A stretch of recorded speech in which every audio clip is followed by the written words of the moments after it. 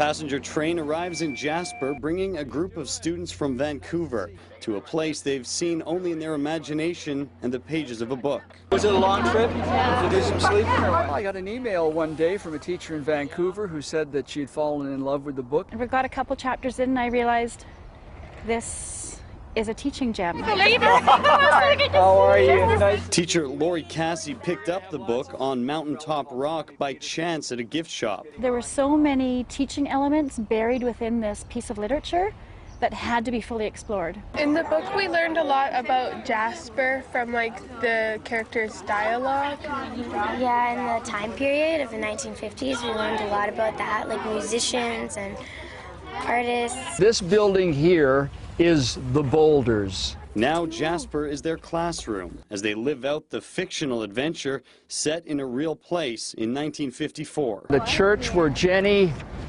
climbed to the top of the tower. It kind of looks like a castle. From Castle Tower to the alley where the characters play during the day and bears roam at night. It's really cool because we read about them and heard about them, but it's really different seeing them in real life. It's kind of doubling up the experience you have from reading the book and visiting the place. The title spot, Mountaintop Rock, was a boulder in Maclay's back alley. This is where Mountaintop Rock was, right here. The boulder is gone, but its foundation remains. And when I was a kid, it was about that high. This is Old Fort Point, and it plays a very important role in the book.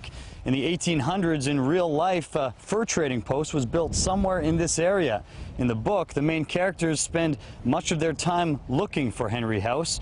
To this day, nobody knows exactly where it is. It's not a fake mystery, it's real life. And I think that's good for kids to know, that there are things that adults, much wiser, much older than they are still piecing together. Adding to the mystery and the learning, the book incorporates actual visits by Sherlock Holmes creator Sir Arthur Conan Doyle and Hollywood icon Marilyn Monroe. Arthur Conan Doyle did come here. There are pictures of him crossing that bridge on horseback. Marilyn Monroe did come here. David Thompson did come down that river there. Cassie says it's that mixture of fantasy and truth that inspired this trip. You get deeply involved and committed to these characters and what's going to happen.